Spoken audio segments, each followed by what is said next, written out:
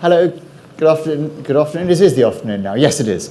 And welcome to Cliveden. I'm Sam Leith, the literary editor of The Spectator, and today we're talking about Keats. And I'm very honoured and delighted to be joined by the authors of two new books about Keats. You'll forgive me for reading from things I can never remember anybody's subtitles. The first is Jonathan Bate, Bright Star, Green Light, The Beautiful Works and Damned Lives of John Keats and F. Scott Fitzgerald. And the second is Lucasta Miller, whose Keats, A Brief Life in 9 Poems and 1 Epitaph. Now, yes, give them a huge hand. That's it.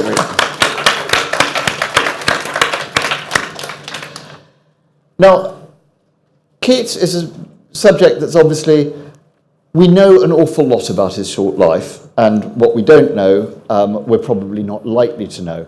So I want to start by asking both of them how it was that they approached it and why they took their books took the form they do, because Lucasta's is in 9 poems, and Jonathan's gone full Plutarch in doing a parallel lives. Lucasta, why don't you start by saying what made you approach it in this way? As you said, there are a couple of really sort of incredibly impressive, actually terrifyingly intimidating, huge biographies of Keats that you can you can read now. But I really wanted to do something that was a little bit shorter, more punchy, and also when you think of literary biography, I often feel that sometimes the emphasis is on the biography and the works get slightly sort of, not exactly pushed to one side, but I really wanted to turn it round and put the works up front. So at the beginning of each chapter is printed one of Keats's poems, and I've chosen 9 of his best-known poems, ones that you're probably likely to have come across in anthologies. And I want to sort of use those poems as a sort of entry point into telling Keats's life story and to just really reveal the context in which those poems were written. Yeah, well, the origin of my book was rather curious, actually, because last year it was the 250th anniversary of William Wordsworth's birth, and I did a biography of him and linked to that some Radio 4 documentaries in which I went in Wordsworth's footsteps. And when we finished making that, my BBC producer said, so are there any more romantic anniversaries coming up? And I said, oh, well, yes, next year, 2021, Death of Keats. So we could do In the Footsteps of Keats, and I could get to go to Rome to see the house where he tragically died so young by the Spanish Steps, and his grave with its inscription, which is a big part of Lucasta's book, in the English cemetery. Then, of course, COVID came, and so I couldn't go in the footsteps of Keats. But by then I was sort of immersing myself in Keats, and sort of had the same problem as Lucasta, that there are many very fine, very full biographies of Keats. It was even more of a problem for me because one of them is by a very distinguished American scholar called Jonathan Bate. And I'm a great fan of librarians, and the thought of making their lives more difficult by having 2 sort of comprehensive biographies, John Keats, a biography by J. Bate, which one would it be? Then lockdown came, and I sort of started missing the French Riviera because I'm now living in the Arizona desert. So I thought I'd reread Tender is the Night, one of my very favourite novels. And I suddenly thought, oh, Tender is the Night. That's a Keatsian title. I wonder if anyone's ever written about Scott Fitzgerald's interest in Keats. So I went onto the Google and put Keats, Scott Fitzgerald in, and the first thing that came up is an extraordinary recording that you can hear on the YouTube of Scott Fitzgerald shortly before his death, reciting from memory Keats's Ode to a Nightingale. And then at that point I remembered that years ago my wife, the biographer Paula Byrne, and I had an idea of co-writing a book about the marriage of Scott and Zelda Fitzgerald, in which I would write it from his point of view and she would write it from Zelda's. We kind of gave up on the idea because we thought, actually, it's not a very good model for a marriage because it drove him to drink and her to madness. So we gave up on that. But I had actually written a few chapters on Scott Fitzgerald and then investigated more his interest in Keats and thought, yes, that would be a really interesting way of combining a short life of Fitzgerald, a short life of Keats, reading Keats through Fitzgerald's eyes and looking at the way that the influence of Keats on Fitzgerald extended far beyond the title of Tender is the Night to indeed all of his novels and stories. Now, Keats, for a lot of people, is also he's become a kind of shorthand mentally for a sort of rather ethereal, wispy, aesthetic, Fotherington Thomasy sort of poet. And Lucasta, I know you, in your books, were really sort of trying to get back a little bit to how shocking and different and unusual his poems were. Yeah, I mean, absolutely. They, for us today, they're sort of, our idea of what poetic is. Yeah, I think there is a real problem with my mic. How's that? Is this better? No. I think hoist it up a button, maybe. Okay.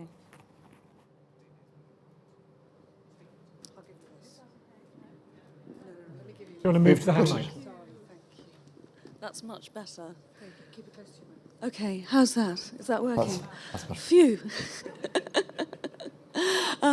Yeah, so, I mean, it came as a real surprise to me to learn that, for example, someone who was at school with Keats, when asked, what was he like at school? And this guy said, well, I always knew he was this really charismatic boy, and I always knew he'd do something really great. But I thought it would be in the military, because he was so famous for fisticuffs at school.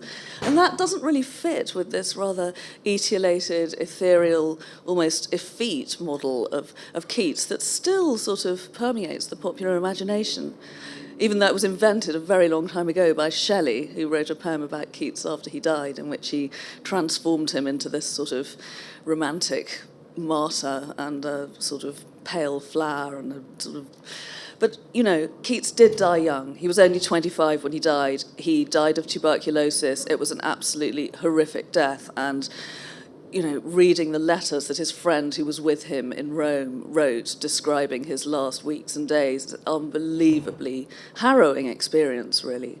But we've got to think about the Keats before he became terminally ill, and his incredible energy, his life.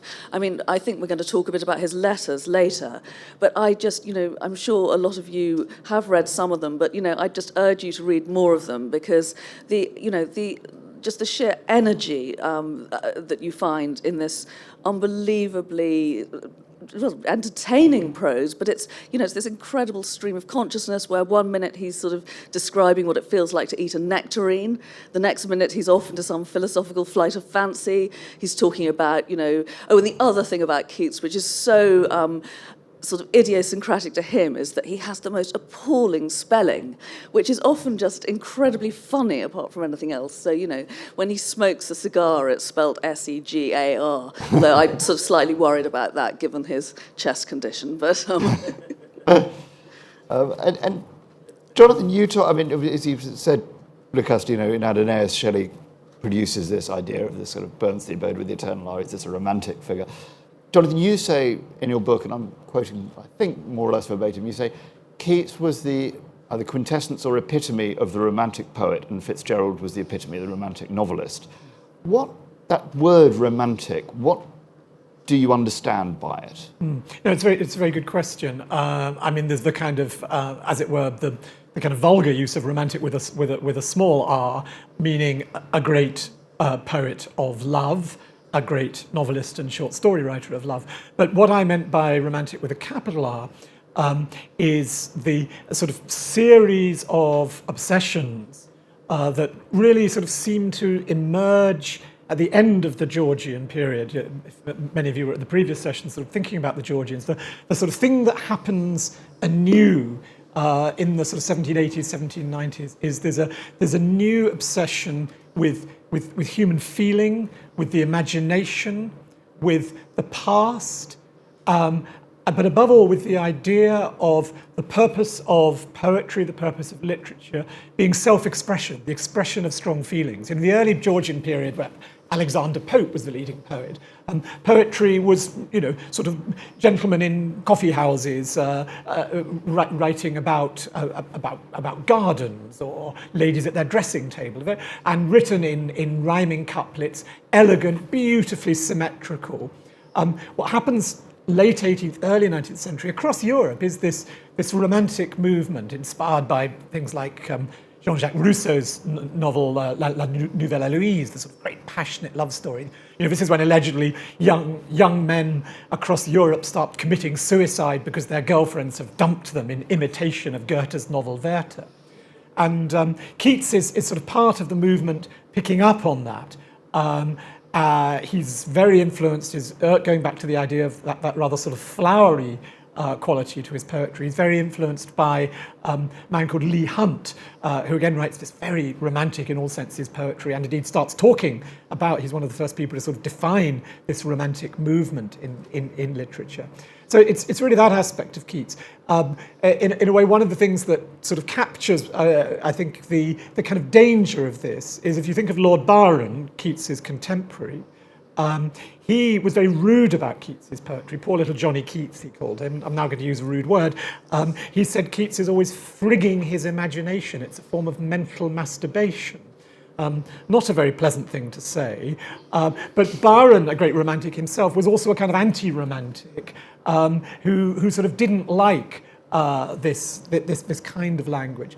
And in the case of Fitzgerald, 100 years later, in a way, what Fitzgerald is trying to do is take those great romantic themes and put them into the form of the novel. So he begins as a student at Princeton trying to write poetry, and it's not very good, but then he does find this very romantic style of writing fiction. So his first novel, This Side of Paradise, it's a quote from Rupert Brooke, is full of characters who go around reciting Keats, reciting Rupert Brooke, and sort of using Keats's poetry as a way of expressing their own romanticism. And that idea of the romanticism, I mean, you link it, Lucasta, in your book, to the idea, almost a sort of backlash somewhat against the Enlightenment, that there's bodies are being reintroduced. I mean, there's a lovely quote that I think you both pick up on from Keats and Scott. He says, "Axioms in philosophy are not axioms until they are proved upon our pulses." And he says, I'd owe for a life of sensations rather than of thoughts. And that side of Keats is something we slightly scant, isn't it now? Because we think of him as these abstract, truth and beauty and so forth. Yes. But what we've got to remember is that he was a medical student, and I think it was thought in the past that, he really wasn't a very good medical student and he didn't really attend to his studies because he was gazing out of the window thinking about poetry. But there's been quite a lot of new research on his training at Guy's Hospital. And, it turns out that he was actually a quite brilliant medical student, and more than a student. He was really working as the equivalent of a junior doctor, manning the equivalent of A&E 1 week in 4, which was the occasion on which this woman called Jane Hull was brought in with a gunshot wound in the back of her neck, and she'd been shot by her jealous husband in the Prince Regent pub, which is quite a nice little sort of Regency vignette.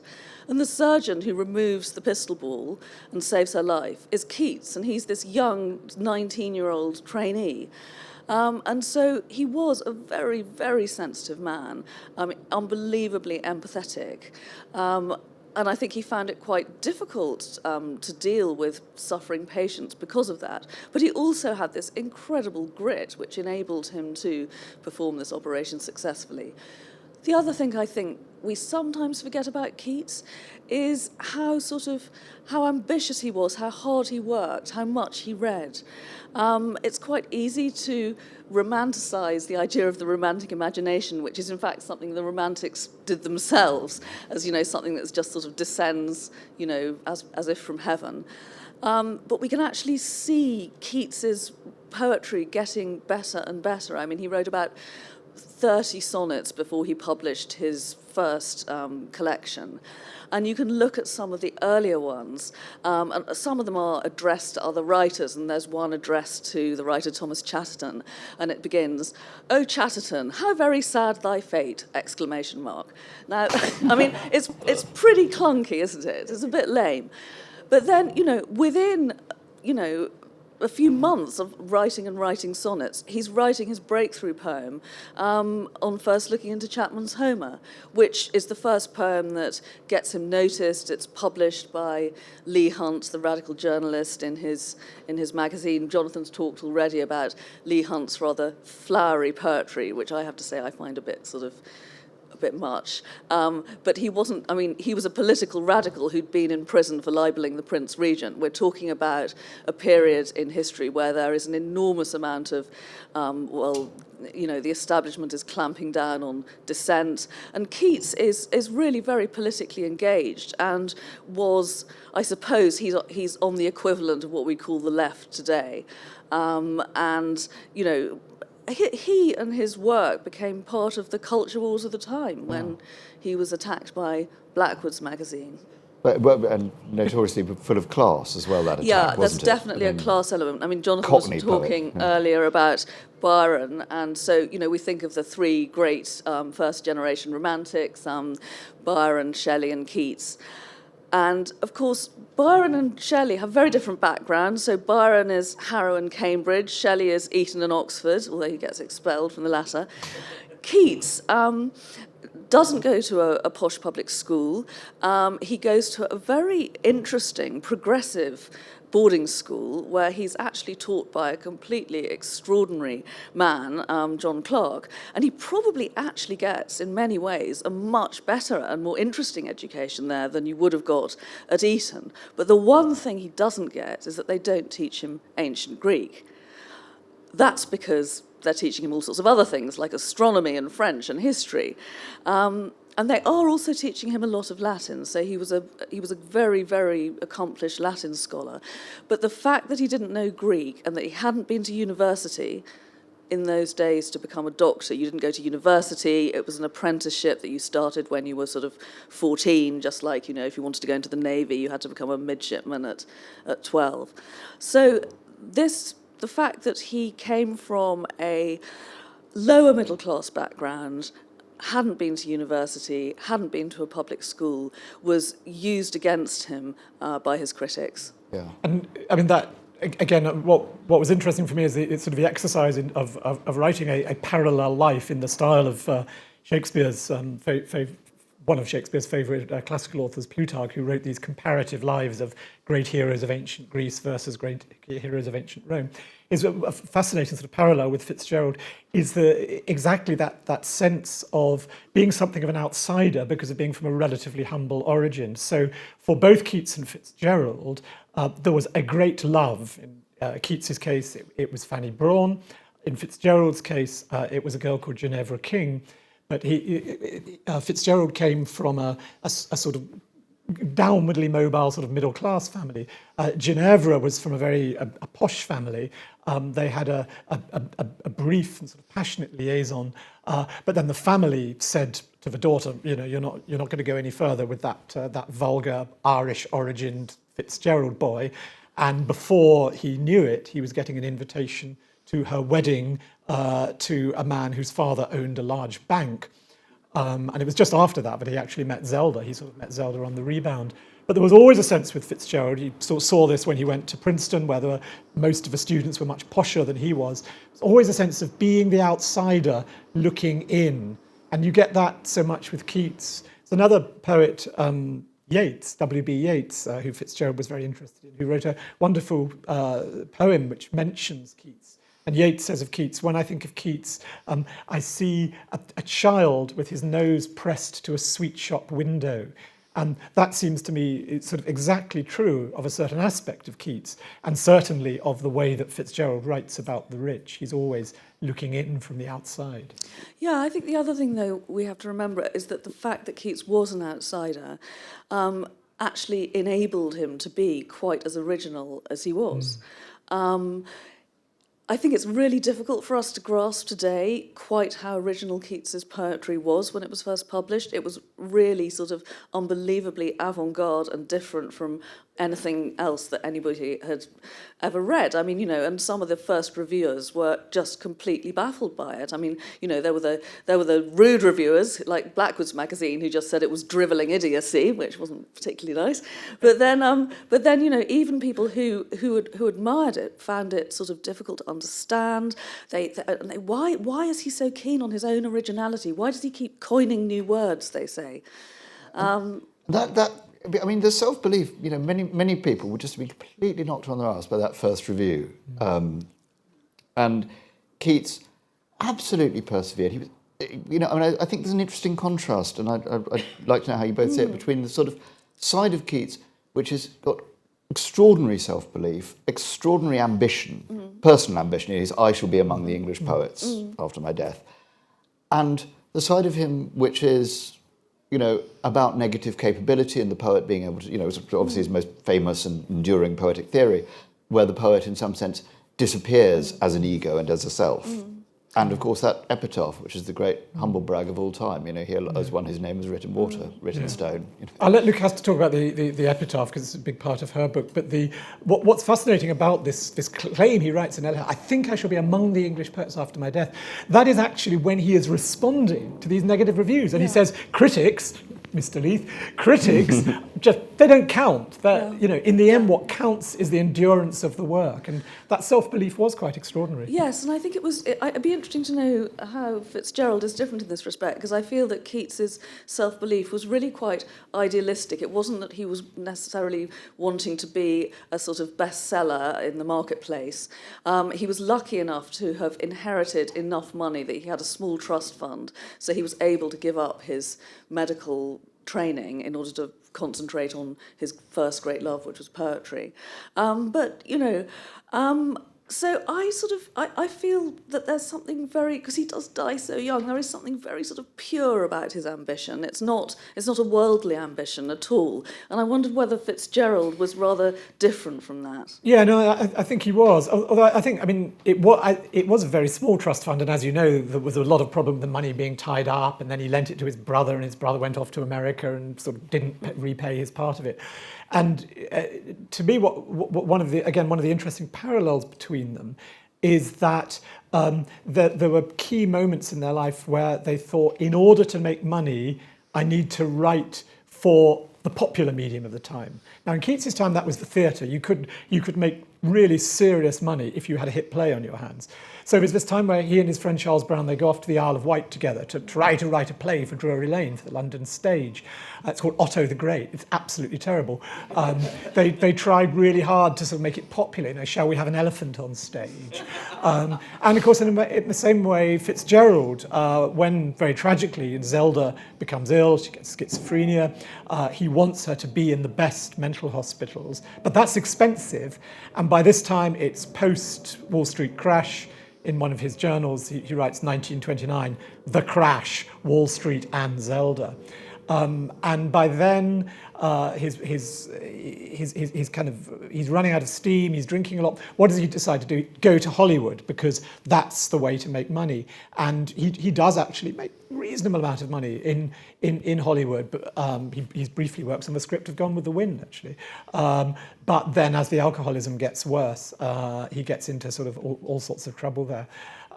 So I think they both did have a lot of, you know, financial insecurity, but at the same time, Fitzgerald did have this sort of passionate belief in his work. I mean, he says sort of, I think I am becoming part of English literature, and he crafted his novels and revised them so carefully, just as Keats did with his poetry. And he had the breakthrough as well, didn't he, in the sense that there was that quantum leap, just as Keats, suddenly you get on first link into Chapman's Homer. With Fitzgerald, I think it's Edmund Wilson. He gets the Great Gatsby and just goes, "This knocked me on my arse." You know, he had some talent back then. But this is something different. Yeah, I mean, that first novel, This Side of Paradise, became a big bestseller, and he became a celebrity, and he really knew, kind of, as it were, how to work the media. So, you know, they invent the idea of the Jazz Age. The Jazz Age is Fitzgerald's term. Zelda becomes the archetypal flapper. Second novel, The Beautiful and Damned, really sort of picks up on that. But then, sort of stylistically, in terms of sheer quality, there is this transformation with Gatsby. Now, I'm going to give you a segue here, because one of the things I discovered once I really sort of started immersing myself in this is that Fitzgerald was terrible at titles. Great Gatsby, you know, was at one point he was going to call it The High Bouncing Lover. No. But the book that became The Beautiful and Damned, one of his working titles was The Beautiful Woman Without Mercy.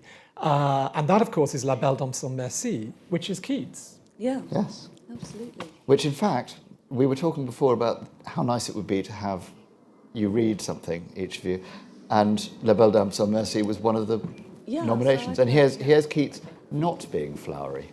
Indeed. Yeah.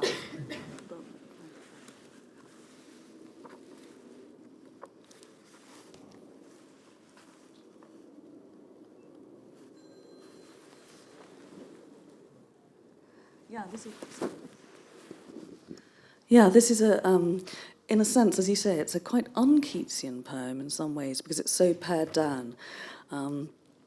It's very sort of mysterious. I'm going to read it now. La Belle Dame sans Merci, a ballad. Oh, what can ail thee, knight-at-arms, alone and palely loitering? The sedge has withered from the lake, and no birds sing. Oh, what can ail thee, knight-at-arms, so haggard and so woe-begone? The squirrel's granary is full, and the harvest's done. I see a lily on thy brow, with anguish moist, and fever dew, and on thy cheeks a fading rose fast withereth too. I met a lady in the meads, full beautiful, a fairy's child. Her hair was long, her foot was light, and her eyes were wild. I made a garland for her head, and bracelets too, and fragrant zone. She looked at me as she did love, and made sweet moan. I set her on my pacing steed, and nothing else saw all day long. For sidelong she would bend, and sing a fairy's song. She found me roots of relish sweet, and honey wild, and manna dew, and sure, in language strange, she said, I love thee true. She took me to her elfin grot, and there she wept, and sighed full sore, and there I shut her wild, wild eyes with kisses full. And there she lulled me to sleep, and there I dreamed, oh, woe betide the latest dream I ever dreamed on the cold hillside. I saw pale kings and princes too, pale warriors, death pale were they all. They cried, La Belle Dame sans Merci thee hath in thrall. I saw their starved lips in the gloam, with horrid warning gaped wide, and I awoke and found me here on the cold hill's side.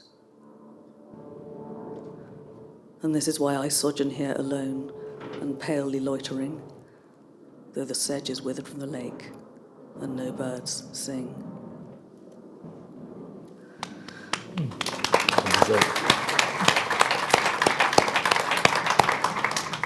And I just find that is one of Keats. I don't know what you think, Jonathan, but I think it's one of his most formally perfect poems. I don't think you can fault the structure. It's written in ballad form, which is in fact the same form that Coleridge's Rime of the Ancient Mariner is written in, and interestingly, just about a day before he writes that poem, he's met Samuel Taylor Coleridge, bumped into him on Hampstead Heath. And it's just the wonderful thing about his letters is that you can see the way his mind is moving. And it may surprise you to know that that poem, in its almost perfect form, with very few revisions, just pops up in the middle of a letter he's writing to his brother, out of nowhere. And then he doesn't even bother to put it in his third and final collection, and it's one of his great masterpieces. I find that astonishing. Yeah, so it's first published posthumously, and one of the kind of interesting things about Keats's reputation is the way that it changed as more and more things emerged. So 1848, so nearly 30 years after his death, there's one of those Victorian life and literary remains volumes published. This was a common thing with sort of dead writers in Victorian times, to gather together unpublished poems, bit of a short biography, and letters. And that's when the letters are first published. Although it didn't include the love letters to Fanny Brawne. They were published later in the 1870s. And so there's a sense that Keats, kind of the image of Keats sort of changes. There's a way in which the tombstone and then Shelley's poem Adonius about his death gives you one image of Keats, the idea that he was killed by the savagery of his critics, which isn't true. Then when the letters are first published, you do really sort of begin to get a sense of him as a thinker as well as a poet of beauty. But then the Fanny Brawn letters are published, and the Victorians are a bit uncomfortable about that. They find it a bit creepy, some of these love letters. So it's always a fascinating thing, the way that our understanding of a writer sort of changes with their sort of posthumous reputation as new materials emerge. Yes, I mean, there are also all sorts of other things that were cut out of the 1848 letters. I mean, particularly, there's a lot of bawdy in Keats's letters. I mean, we tend to think of him as being, this romantic, ethereal person, but, he writes sort of rude poems about having sex in a field with a girl called Rantipole Betty, which isn't really sort of what you expect. Although I think he was probably imagining or hoping. I don't think he actually did have sex in a field. Well, we'll never know. We'll never know. Although actually, what did you think of the accusation that he maybe got a dose of something when he was in Oxford? Well, he thought that he had syphilis. He was treating himself for syphilis with mercury. This was a few months after he wrote the poem about Rantipole Betty, so who knows? So I think that the Victorians wanted to see him as this rather sort of sexless figure. And the fact that there is actually quite a lot of sex in his poetry is something that is still, is rather a controversial thing. Well, it does require a quite aggressive misreading of the Eve of St Agnes to say there's no sex in Keats. Well, I agree with you, but but it has been, I was for thinking that, the Eve of St Agnes is a poem it's set in the Middle Ages. The Eve of St Agnes is a day on which supposedly the legend is that if a young virgin performs the right rituals and goes to bed, she will dream of her future husband or lover. And so Madeline does all this, she goes to sleep, but in fact, a real man, Porphyro, creeps into the castle, manages to get into her bedroom, watches her undress, watches her get into bed, and go to sleep. And it's all written in very lush, metaphorical language, but it was quite clear what Keats's publisher thought was going on underneath, because he said, hang on a minute, Keats, this is, we can't publish this, it goes against all decency, it's unfit for ladies. And so, basically the couple are having sex. Now, I had the temerity to sort of point this out, and I have been accused of being a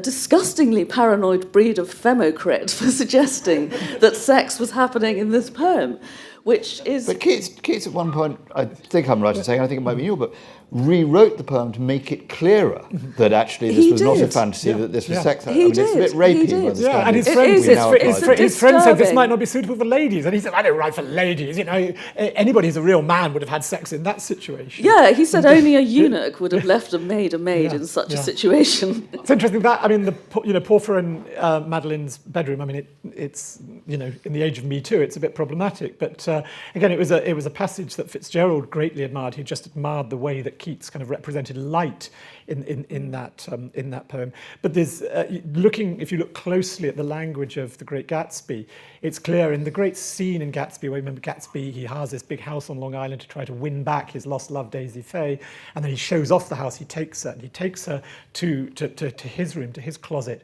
and starts throwing out all these beautiful coloured silk shirts, and they're so beautiful, says Daisy. And the language of that has very specific references to the moment in Eve of St Agnes, where Porphyro somehow conjures out of the cupboard this kind of feast of exotic delight. Exactly. And this is again, I think, perhaps where there is a difference between them. That there's no doubt Porphyro gets the girl, but what Fitzgerald, of course, is interested in is the idea of losing the girl and trying to get her back. And this goes back to his first love, Ginevra King. The whole sort of thrust of Gatsby is, he wants to win back Daisy, and Fitzgerald's way of kind of imagining that, rendering that, is looking at the moment on Keats's Ode on a Grecian Urn, a poem Fitzgerald said he read 1,000 times, in which, you remember, on the Grecian urn there's an image of lovers about to kiss, but they never will kiss. And Fitzgerald, sort of following Keats, says, well, the thing about that is, he hasn't got the kiss, but at least the moment will never be lost because it's preserved on the Grecian urn and then preserved in Keats's poem. And that sense of, the moment of a first kiss, a moment of beauty, a moment of passion that then just disappears and fades away. But can you recapture it through the art of writing? That's the absolute sort of key to Fitzgerald. Yeah, but that sort of aestheticization of frustration, it's bold lover, never, never canst thou kiss. And you do get that as well in Keats's letters to Fanny Brawne. And I think it's, I think it's easy to sort of think, oh, well, it's all very sweet, he got engaged to the girl next door, but it was a much more passionate and complicated relationship than that suggests. I mean, Keats is, he's partly, he, wants to be so close to her that he feels that he's dissolving into her, and on the other hand, he keeps sort of pushing her away. He's clearly very, very conflicted, and certainly if he had got syphilis, I think he would have been quite worried about consummating this relationship with somebody who he loved. Yeah. That conflictedness you talk about of his relationship with sexuality and women, and I mean, it's almost embodied two of the poems we just talked about. I mean, stylistically and thematically, the Eve of St Agnes and La Belle Dame sans Merci seem wildly different, yet they were written very close. And in fact, he reads a poem, Porphyro, doesn't he, called La Belle Dame sans Merci, or sings her a song. So they're almost sort of paired in this weird way, aren't they? Well, in the sense that the Eve of St Agnes is written in these sort of Spenserian stanzas, which, I mean, literally on the page, they look really sort of fat, whereas La Belle Dame sans Merci looks sort of really etiolated and skeletal.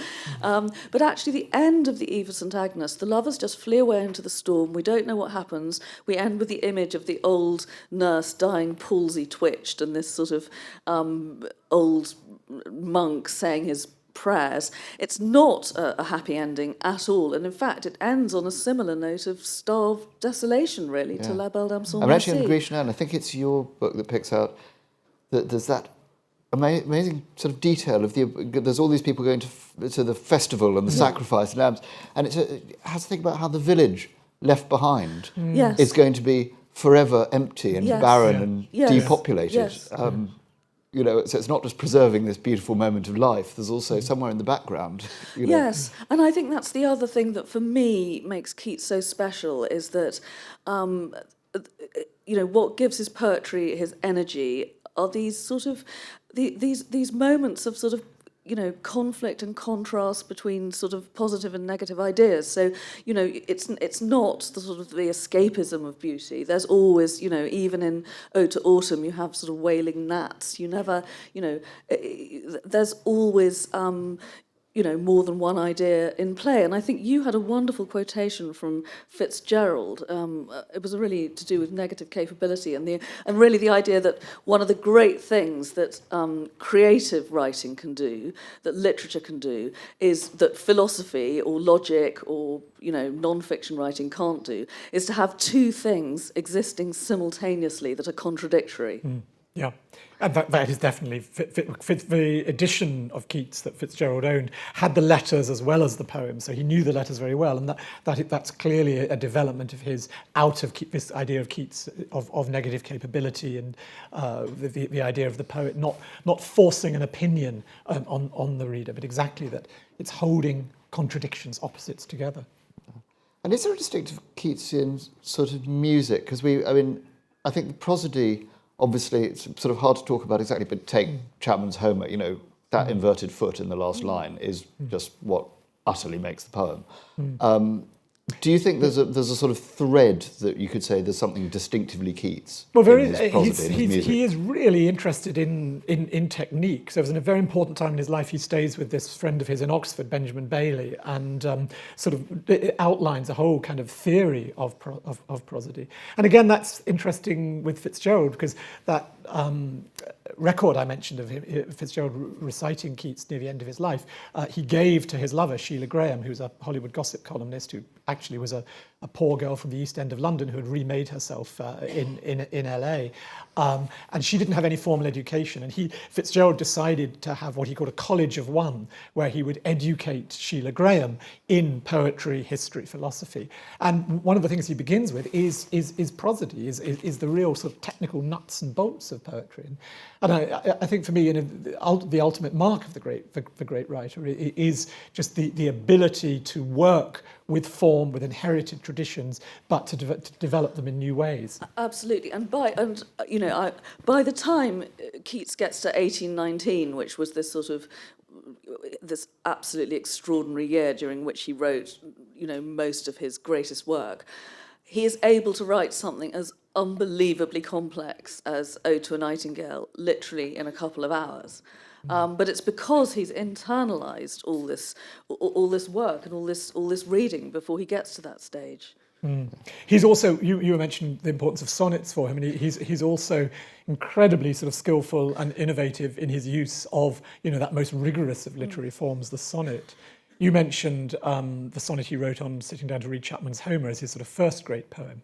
The poem that Fitzgerald believed, because the edition of Keats he had sort of said so, Fitzgerald believed was his last poem, this famous sonnet that he wrote for Fanny Brawne, Bright Star, which actually wasn't his last poem, but it is true that on the journey to Italy, where he went for his tuberculosis, the end of his life, when the ship was becalmed or waiting for the wind to change on the Dorset coast, he wrote the Bright Star sonnet out. He'd written it earlier, but he wrote it out in a copy of Shakespeare that he then gave to his friend Joseph Severn, who went with him. And really it was thinking about the language of that sonnet and the sense of the lover who is not obtained, that gave me my idea for my title.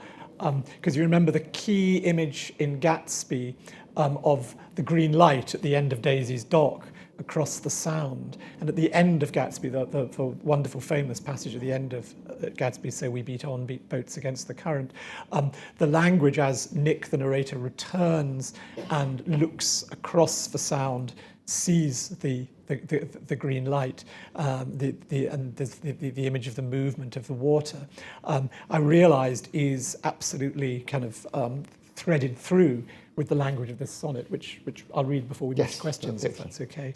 Bright star, would I were steadfast as thou art, not in lone splendour hung aloft the night, and watching with eternal lids apart, like nature's patient sleepless eremite, the moving waters at their priest-like task of pure ablution round earth's human shores, or gazing on the new soft-fallen mask of snow upon the mountains and the moors. No, yet still steadfast, still unchangeable, pillowed upon my fair love's ripening breast, to feel forever its soft fall and swell, awake forever in a sweet unrest, still to hear her tender taken breath, and so live ever, or else swoon to death.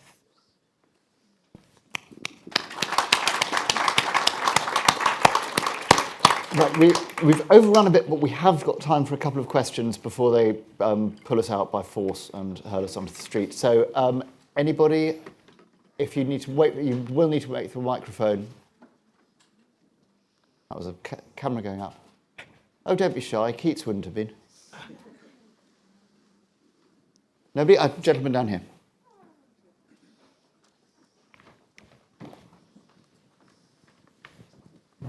Thank you very much. Just a sort of broader question on romanticism and romantics, which Keats only was, and Fitzgerald has that spirit. But not to put too fine a point on it, is he dead? Where are the romantics of today?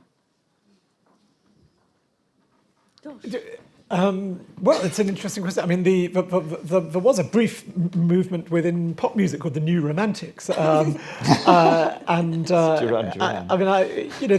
think it's a good question. I mean, Fitzgerald's answer would be it's dead, or it became dead in poetry.